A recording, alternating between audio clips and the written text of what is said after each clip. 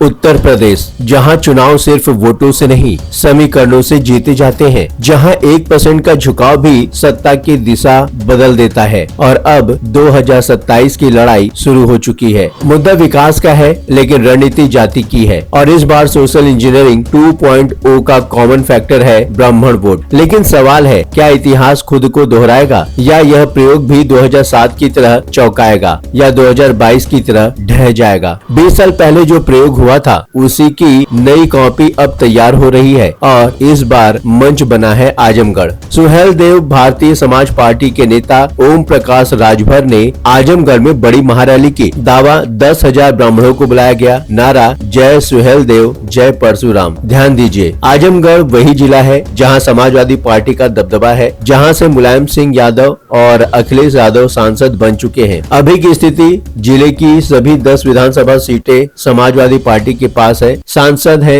Dharmendra Yadav. Lalganj seat भी सपा के पास है। लेकिन राजभर का दावा है 2027 में ये 10 की 10 सीटें एनडीए के पास होगी। क्या ये सिर्फ दावा है या एक गहरी रणनीति? 2007 मायावती ने दलित ब्राह्मण समीकरण से सत्ता हासिल की थी। वो प्रयोग सफल हुआ, लेकिन बाद में प्रयोग दलित मुस्लिम, फिर दोबारा दलित ब्राह्मण, वो असर नहीं दिखा पाए। 2022 में हाल ये रहा कि बीएसपी एक ही सीट पर सिमट गई। अब 19 साल बाद वही फार्मूला नए पैकेज में लौट रहा है। फर्क ये है, इस बार दलित वोटर की जगह ओबीसी को जोड़ा जा रहा है, यानी ओबीसी प्लस ब्राह्मण समीकरण। और इस समीकरण के नए चेहरे हैं ओम प्रकाश राजभर। यूपी में ब्राह्मण आबादी लगभग 12% मानी जाती है, स्वर्ण आबादी 18 से 20%, ठाकुर करीब 8%। लेकिन राजनीति सिर्फ प्रतिशत से नहीं चलती, भावना से चलती है। बीजेपी के भीतर भी ब्राह्मण बनाम ठाकुर की चर्चा चलती रही है। ब्राह्मण विधायकों की बैठक हुई, प्रदेश अध्यक्ष को दखल देना पड़ा। बरेली के सिटी मजिस्ट्रेट अलंकार के इस्तीफे पर विवाद हुआ।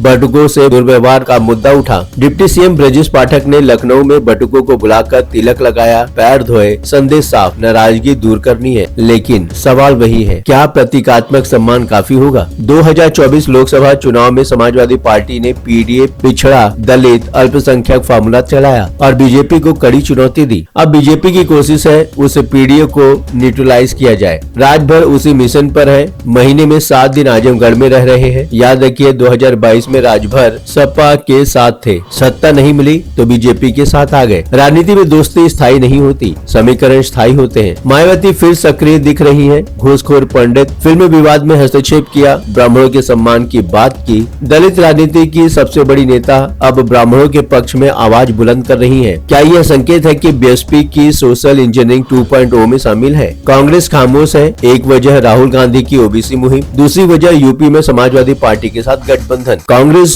कभी ब्राह्मणों की पहली पसंद हुआ करती थी, अब वो जमीन बहुत पीछे छूट चुकी है। लेकिन राजनीति में वापसी असंभव नहीं होती। कौन जाने चुनाव आते आते जनेऊ फिर चर्चा में आ जाए। ब्राह्मण वोटर अक्सर जाति के आधार पर एकमुश्त वोट नहीं करता, वो बटा हुआ रहता है। कभी उम्मीदवार के आधार पर, कभी मुद्दे पर, कभी सत्ता की स्थिरता पर। यही वजह है कि ब्राह्मण वोट बैंक को साधना सबसे जोखिम भरा प्रयोग है। मायावती का उदाहरण सामने है, एक बार सफलता फिर गिरावट। 2027 की तस्वीर देखें तो सपा पीडीए मजबूत कर रही है, बीजेपी ब्राह्मण फैक्टर को संतुलित करना चाहती है, राजभर ओबीसी प्लस ब्राह्मण का नया पुल बना रहे हैं, बीएसपी पुराने फॉर्मूले को नया रंग दे रही है और कांग्रेस रणनीतिक चुप्पी में है। यानी हर पार्टी एक ही शतरंज खेल रही है, लेकिन मोहरे अलग है। उत्तर प्रदेश की राजनीति में सोशल इंजीनियरिंग सिर्फ रणनीति नहीं, जीत की कुंजी है। लेकिन 2027 में कौन सा समीकरण बैठेगा, ओबीसी प्लस ब्राह्मण, पीडीए या कोई नया फॉर्मूला, ये आने वाला वक्त बताएगा। आजमगढ़ से जो शंखनाद हुआ है वो सिर्फ रैली नहीं, एक संदेश है। अब देखना यह है कि ब्राह्मण वोटर